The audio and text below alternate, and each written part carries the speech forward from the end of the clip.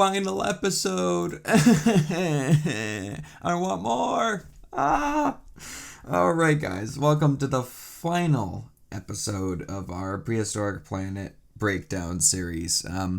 I have this immense mixture of just satisfaction and depression with knowing that I have finished Prehistoric Planet. Confidently, I could say that this is my favorite piece of dinosaur media by far ever made. And the last episode might be my favorite. I know I kind of keep saying that as we're going along here, but it's a good thing because I literally cannot pick. I'm struggling to pick. Anyway, let's jump right into forests here. We kick the episode off with, I think these are Austrotitan? Austrotitan. What if I look it up? Or Australotitan. Is it Austrotitan? Maybe it's Australotitan? I thought he said Austrotitan. Wait, I'm going to call it Australotitan.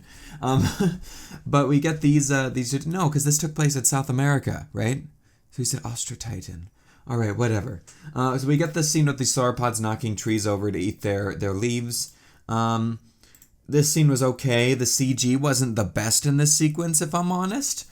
Probably one of my least favorite scenes from the show. I still enjoyed it, and you know, I'm getting really nitpicky with this stuff because it was still a fun scene. But yeah, I didn't really like it that much compared to the other stuff we get in this episode in the show. But we get a really cool scene, the most intense scene I've ever seen in a Planet Earth series, like with plants growing. They like doing their plant growing time lapses, but following the Austrotitan or Australotitan clearing out the area of trees by knocking them over, we have this really epic scene with music just bopping off of plants growing in, which is really unique. All right, my phone is ringing. I'm going to ignore that. Hey, stop ringing. I know it's spam. I'm not getting up. I am not getting up. I swear. Stop it. This is Prehistoric Planet time, okay? No. Quiet. Right now. Stop. I'm done. No. You stop it. I'm not talking until it's done. Thank you. All right. Sorry about that. Anyways, next scene we have the Triceratops sequence. And the trikes were a design that I wasn't sure how I felt about them. I wasn't sure how I felt about them in the trailers. They've really grown on me in the episodes. And for one fact alone is their horns all look awesome. And the coloration looks way cooler on them than I was initially led to believe. The horns, one thing that's awesome is we have so much individual variation with Triceratops in the fossil record today with how many specimens we have. And pretty much every model for the Triceratops in this herd is a unique model. They have some slight disparity with coloration or just horn ornamentation, which is cool. One of them even had one of his horns broken off, which I thought was awesome. And I like the design a lot better. Their faces from the front are super wide. The one thing that's jarring me looking back at it now is especially in the orbital area near their eyes. It's super wide across, which kind of catches me off guard, but they do have a lot of soft tissue on their reconstruction, especially on the head, so I'm going to trust the experts on this one, but I am, I don't know, that design aspect of them really caught me off guard from what I'm used to. The baby model is adorable. The baby is so cute. The cuteness of the baby with the noises and its behavior just completely caught me off guard in this episode. We get an awesome, like, film grainy night vision scene, which I think it's cool they even put the film grain over it when they're traveling through a cave. And basically the Triceratops in this sequence are eating plants that are semi-poisonous to them. And in order to counteract the poison effect, they go into these underground caves and they eat these clay deposits which line their stomach. And according to one of my viewers, the little Al who watches these, hi if you're listening, they messaged me on Instagram and said it said that it reminded them of elephants eating clay deposits. And that certainly, and that is something I've never heard of before myself, actually. I didn't know that elephants did that, so that was cool of them to point that out to me. I thought that was neat. So once again, Prehistoric Planet staying consistent with pulling things from nature and including it in the show. And the baby Triceratops gets lost in the dark, and the sequence wasn't as elongated as I thought it was going to be. The baby trike got lost and then just kind of found its way back to its mother. But the sequence where it got lost was it was kind of heart-wrenching. The sound design and the dramatic shot of it just alone in the pitch black was really well executed. A cool scene.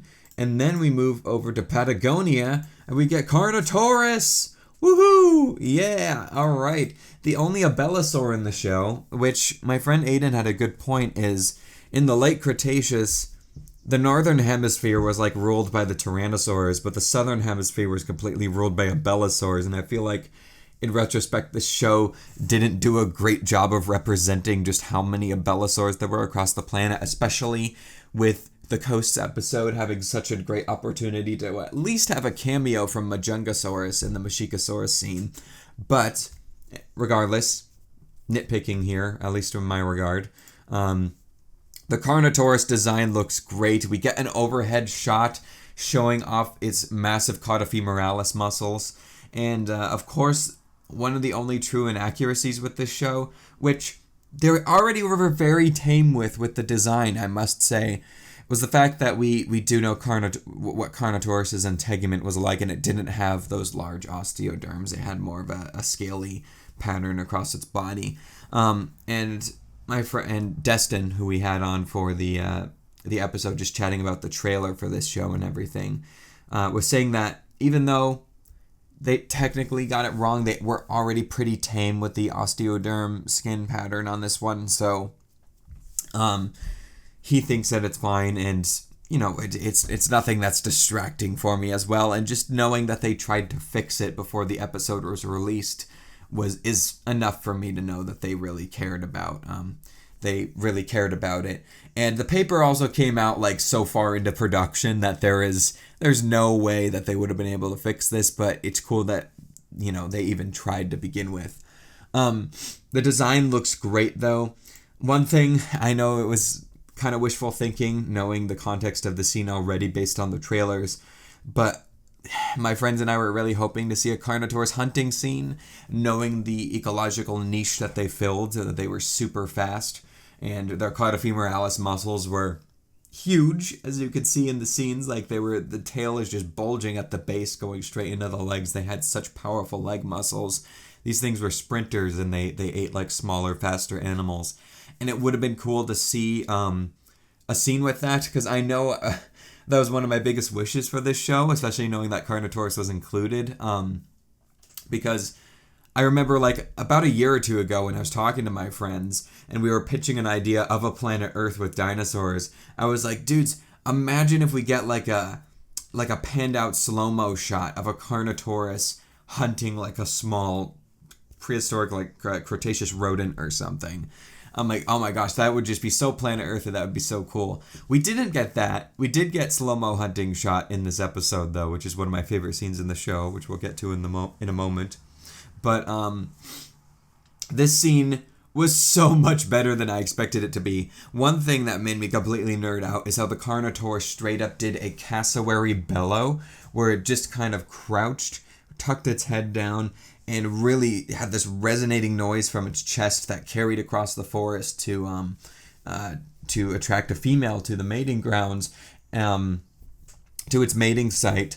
And you could even see like the vegetation vibrating from it, which I thought was really cool. Once the female arrives, the male doesn't just go into happy little arm wave dance.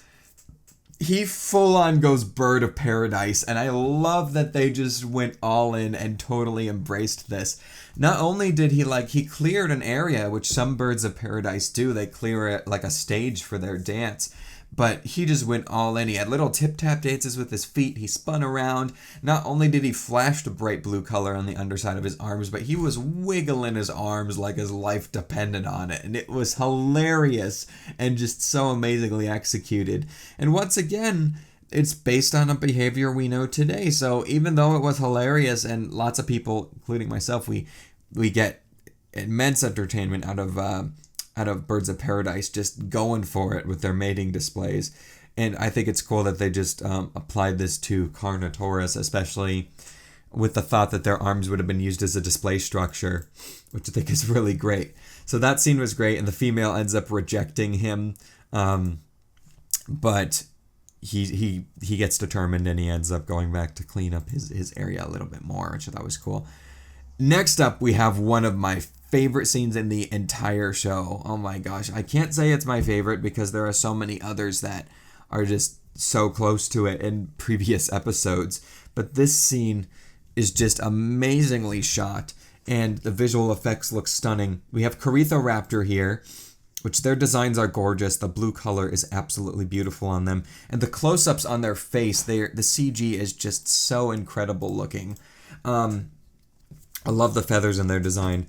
And we have a Chianzusaurus as well. I hope I'm saying that right. I just had a conversation with my friends the other night. We're trying to figure out how to say Chianzusaurus right. I used to say Chianzausaurus, but I think it's Chianzusaurus? Chianzusaurus. I think that's it. David Attenborough got very close to our research that we did into the potential for correct pronunciation for it. I think he said Chianzusaurus or Chianzusaurus, which was cool. This one is a female, and she is hunting the Karitha Raptor. And oh my gosh, just the visuals of this scene gives me flashbacks of like a big cat hunting in the forest, and it looks so cool. And the setting of like the autumn forest is so dope as well. She fails the first hunt, which I think is really cool. And then immediately afterwards, the camera changes perspective. So instead of her coming in from the left and going to the Karitha Raptor that are on the right, she's coming in from the right and going to the Karitha Raptor on the left. So it shows a natural scene progression and just naturally tells the viewer, all right, this is a second attempt, which I think is really cool. So she ends up rushing in and she ends up catching a Karitha Raptor on the second try.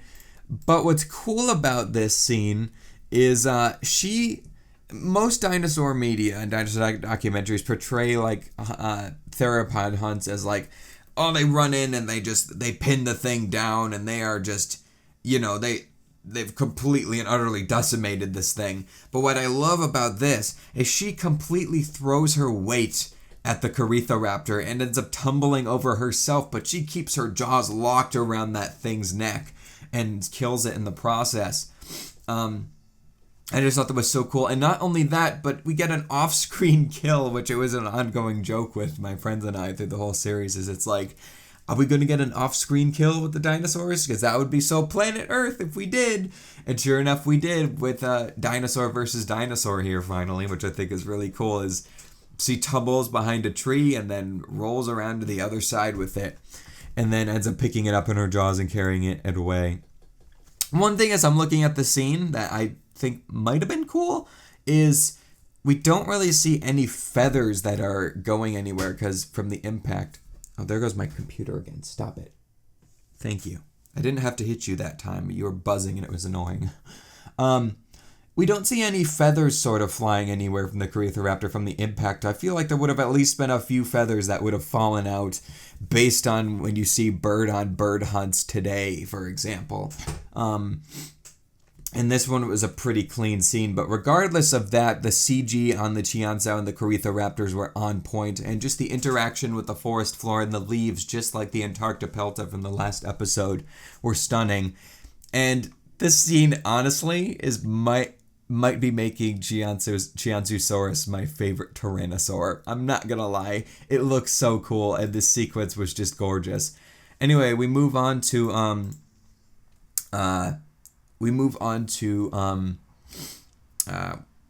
forest fire scene, which I didn't know we were going to get two of them, but we do. And please stop. Who's messaging me again? Who is messaging me? Oh, I think people are People are replying to my story of how I reacted to Prehistoric Planet. Yep. All right, cool. Put my phone off to the side again. So we get a forest fire scene, and we get a name drop for Edmontosaurus this time. And actually, I'm going to look it up. Where is this creature from? Where is it from? Okay, never mind. This is it's from the Horseshoe Canyon Formation in Canada. Okay. So what's interesting to me is in the Ice Worlds episode, they did not name drop any hadrosaurs, which I was expecting them to continue that with Edmontosaurus just for the fact that when they were making this, I think there was some contention, like I said, between Ugrinoluk and Edmontosaurus and their validity. But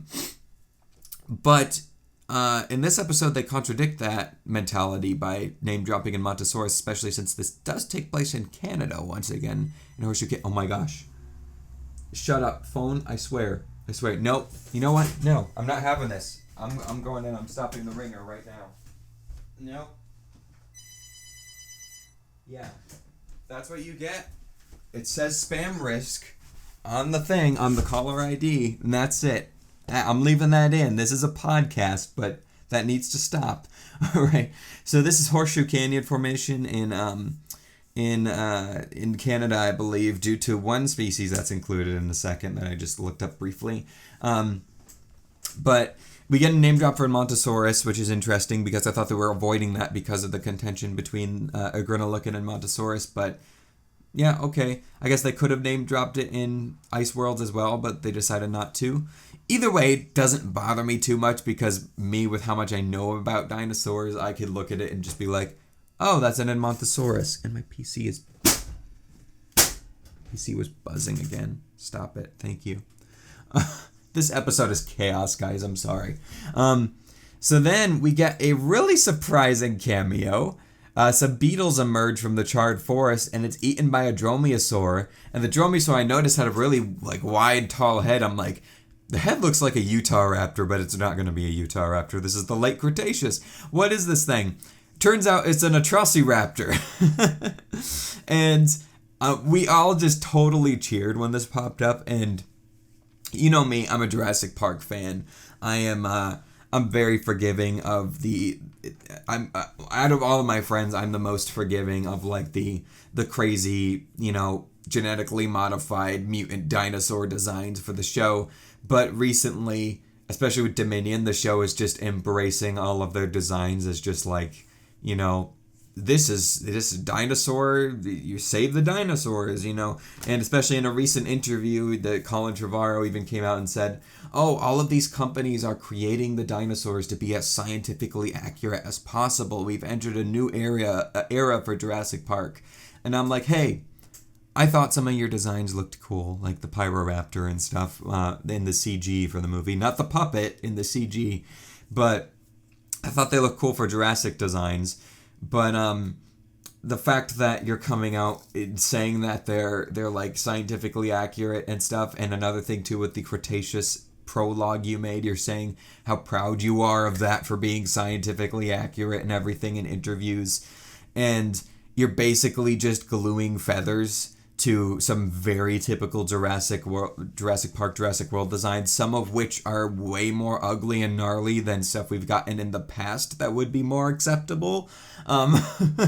It just rubs me wrong. Anyway, I'm getting off on a tangent here, but judging by how long Prehistoric Planet has been in production, I know that this couldn't have been a sort of in-your-face to Jurassic World, but it's just cool that this coincidence has lined up, especially with me thinking of how people are going to see Atrociraptor, which is another tiny dromaeosaur, and they're going to be like, oh, this is what it looked like. It was big like Velociraptor and scaly, and it had just a wider head with a little goatee of spikes on its chin kind of thing. But I think it's great that we already have some media that's come out even prior to Jurassic World Dominion to counteract that. And once again, I'm not saying that Atrociraptor design shouldn't exist in Jurassic World Dominion, but Jurassic World being the most forefront piece of dinosaur media ever in Jurassic Park, they have a lot of responsibility on their shoulders with how they treat paleontology and the people who dedicate their lives to learning about these animals, not monsters. They were just animals. And even though I am still a Jurassic Park fan because it's what got me into dinosaurs, like I said, I do think they have a lot of responsibility on their shoulders with that stuff. And they should be showing a lot of respect towards it. And especially with Dominion, there's a lot of things that annoy me with how they are presenting dinosaurs. And just for the first time ever, like in the entirety of the run of the franchise, they're coming out and saying like, look, our dinosaurs are the best. They're so accurate. We put feathers on their back. Done. You know, that's kind of it. And it's a little annoying. But Prehistoric Planet, cool that they've got an Atrociraptor in it. And the design is really cool, too, because this one totally reflects a different environment with the coloration. And the huge wings are dope as well. And the really wide head was captured well. As well. And also the feathered, it has completely feathered feet on the bottom, which is contrasting from the designs of the dromaeosaurs we see in the snow and the desert, especially the desert one because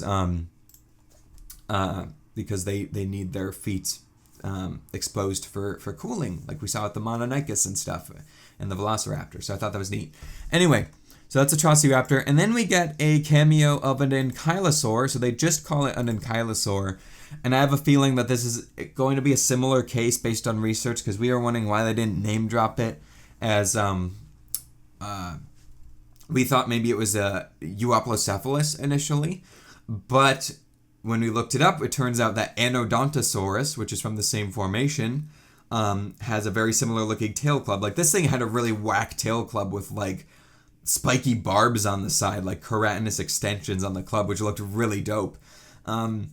So I was like, oh, it has to be an Anodontosaurus because that tail club looks totally like it. But my friend Aiden totally reality checked all of us because he knew way more about Euoplocephalus than we thought we all did. And he was like, hey, the tail club actually looks way more similar to Euoplocephalus. And I'm like, what? No, it doesn't. Euoplocephalus has like the little round like balls on its tail for its tail club. Turns out my childhood is a lie with all the interpretations that we've seen, and he showed us a picture of a Euoplocephalus tail club we have, and it looks way more similar to this than we thought we did. Like the hammer-like shape with the spikes on the end and stuff. I was like, what? What the heck? Everything I knew about Euoplocephalus is a lie. So I have a feeling, based on what I looked up, it turns out there was some contention for a little while on whether Anodontosaurus and not Edmontonia, whether Anodontosaurus and Euoplocephalus were dubious with each other, or synonymous with each other, but other material has been, the material has been split again, and all future material that comes from this formation is going to be attributed to Anodontosaurus, I guess, or something, based on what I read. So it seems like it's still a little bit up in the air. Like there are some people who are still questioning it. So that's another part where I'm forgiving of them. Like, hey, where I'm like, hey, I understand why they just called it an Ankylosaur. They want to stay as up to date as possible and avoid as much criticism as possible, I guess, with their interpretations. So I could be very forgiving and respectful of that.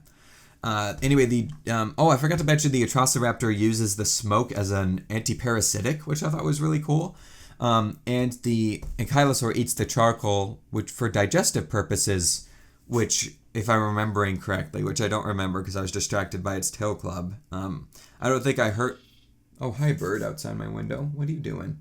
Hey, I just had a modern day dinosaur visit me. That's cool. You see the Atrociraptor on my screen, buddy? Oh, he's gone. He was just looking at my window. All right, that was neat. So one thing, I'm guessing I didn't even hear it because I was kind of freaking out about how cool the Ankylosaur's tail looked. But I'm assuming that he was eating the charcoal for digestive purposes because as somebody who has IBS and had to take a bunch of supplements for that myself, one thing I took was activated charcoal. So I ate charcoal as well, so I'm assuming that was for digestive purposes, which is cool. Anyway, then we get the Edmontosaurus again, showing that she made it out of the forest with her babies, and we get another cool scene, sort of bridging the sequences here, showing some bioluminescent fungi growing, which I think it's cool that they include all these little moments with like little bugs and lizards and plant life and everything, just to really immerse you in the world. Like, it's not just focusing on the dinosaurs, which I think is really cool. And the next scene that we get, which I technically had spoiled for me, but I wasn't thinking about it enough. We have a baby Thorizonosaurus sequence, and the babies look so adorable. All right, let me tell you how I got it spoiled. So, a magazine came out with a sort of Meet the Stars of Prehistoric Planet article in it. It had Beelzebufo on the page that I saw, and it had a picture of the Zalmoxes, but it also had a caption next to it that said, Baby Thorizonosaurus. And I was like, excuse me? I was like, is that a baby Thorizonosaurus? No, it can't be. And so many people were also like that. But then it came out that we heard that the magazine came out and said they made a mistake, and that was not the baby Thorizonosaurus. So I didn't even consider that we could have gotten a sequence with baby Thorizonosaurus in it, and they just mixed up the image with what they were writing about, because I didn't read the whole thing. I didn't want to be spoiled. But turns out we did get that, and yeah. And it was a really cool scene, too. We have the baby Thorizonosaurus, which was introduced, actually, because it was nighttime, and they showed a large sauropod sleeping, which I thought was cool. And one cool comment I thought that David Attenborough made was the sauropod snoring was louder due to the air sacs in its neck, to make its neck lighter, which I thought was really cool. Anyway, so the baby Thorizonosaurus are storming around at night in the forest, and I think he said they are about a year old, or a few years old, or something like that. And they come across a bee's nest, and they start licking the honey on the forest floor, and there is a dead tree that's leaning up against the tree with the beehive on it. So they gave the Thorizonosaurus the ability to climb, and I was like, oh, this is a cool concept. But right after David Attenborough says, oh, they can climb, they start tumbling over each other and falling over in the most comedic ways, falling off the log and rolling down the tree and stuff, and we were all cracking up watching it. It was such like a genuinely wholesome, like funny nature moment that you'd see in like a Planet Earth thing once again. And David Attenborough follows up his comment by saying, but they're not the best at it, or something like that. So I thought that was really funny, like setting up expectations, and in execution it caught you off guard a little bit.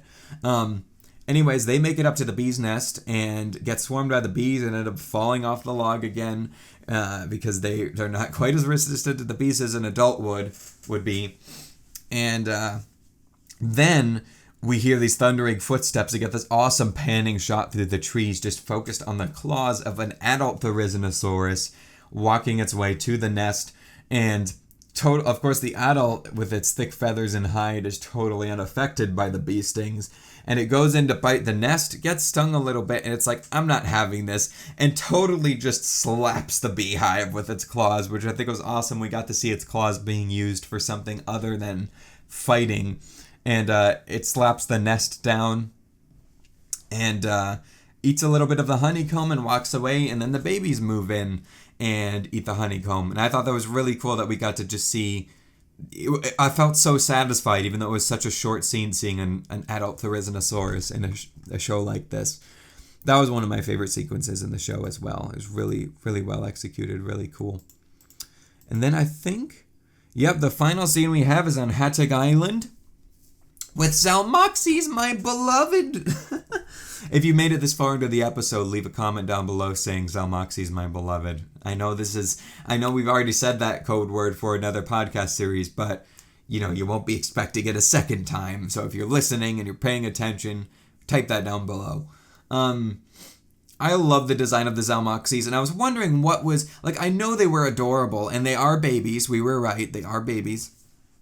And I was wondering why they were just rubbing me so it's such a familiar way with how cute they are with their design. And it clicked with me as I was watching it last night, is because I used to care for budgerigars, budgies, parakeets. I had a few of them, and this design is so pudgy with the short, they have such a rotund shape to them, just like the budgies I had, especially in the face with the really small beak and the beady little eyes and the tall head with the short snout. really reminds me of the budgies that I used to have. So I think that's why I just absolutely adore their design, and they're quickly becoming one of my favorite ornithopods. But they were just absolutely adorable. And they get a really small sequence as well. And the ending scene here, this is the scene that sends off the show. And initially I felt I was agreeing with my friend Gibson initially, that it felt a little like they were packing in, kind of what I was complimenting about the Hell Creek stuff, where they gradually showed just a few things to make these formation feel really big. And this one felt like they were packing in like everything just to send the show off. So we had Zalmoxes, and we have the Hatzegopteryx come in and grab one of the Zalmoxes that are running across the log and eat them. Hatzegopteryx has an epic design, by the way. It has like a zebra stripe pattern on its feathers, which wasn't shown in the lighting in the trailers. And its crest looks so cool. It looks so hornbill-like, which hornbills are some of my favorite birds, and I adore it. And just seeing it walk through the forest once again, like the Quetzalcoatlus from the freshwater episode, was so amazing. They handled that so well. Anyway, so we get those, and then we get, what was it? It was a Tethi something. It wasn't. I don't think it was a Tethi hadrus. It was a little red hadrosaurid that we saw. It had cool colors. Those make a cameo, and then the Megaerosaurus make a cameo, which don't get name dropped, unfortunately, which they could have. And, you know, it kind of rubbed me as like, all right, they're just trying to fit everything into the end of the episode, but part of me, I do agree with my friend Aiden to an extent as well. He had a good point, as he said, it really felt like this chill sort of narrator's not really interfering with the moment kind of thing that's just sending off the show, and we're just soaking in these animals at the end. And just seeing the Hatzegopteryx fly off into the sunset at the end of the episode was really, really cool. And it was cool to end the show with a pterosaur shot, which is not very typical for a dinosaur program like this. And it was really cool. And that was one of the moments that got me a little choked up as well, just because I knew that, you know, get the experience of experiencing the show is over. And just thinking about the incredible stuff that I saw over the course of this show was absolutely amazing. And that's it, guys. That's Prehistoric Planet. It didn't end with anything grand, but I kind of like it. It just showed a pterosaur flying off into the sunset, and that was it. Left it open to the idea of adding on to it, if we're being honest, which I really like. I hope they make a Blu-ray or DVD release of this, because I need it. This was an absolute masterpiece of a program. I still haven't fully processed that this show exists, and it is a dream come true. An absolute dream come true. This, I cannot put into words how much I love this thing. And once again, it doesn't feel real. It doesn't feel real. I feel like Planet Earth with dinosaurs was something that I've been talking about forever now.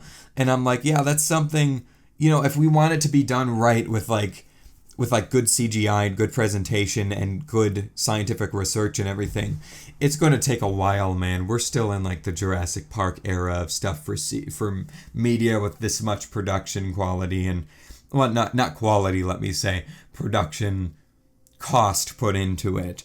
And this show completely caught us all off guard, all my friends, including myself. And the presentation, it has some of the best, I'm going to say it has the best animal CGI I've ever seen in anything in a show that's this consistent for this long. It has the best scientific research put into it for the animal designs, and even for some of the behaviors as well. The behaviors are speculative, but just for correlating with what we know about the animal's behaviors, and for some of it, like the Carnotaurus' arms and everything, and the T-Rex swimming and stuff, that all has stuff to back it up, which I think is really dope. Just the environments, everything, just the love that was put into this program is completely mind-blowing. And I'm trying to stop. I'm trying to not get choked up right now just thinking of this thing as a whole. But once again, just bringing it full circle, like I said with the first episode, dinosaurs are the best, man.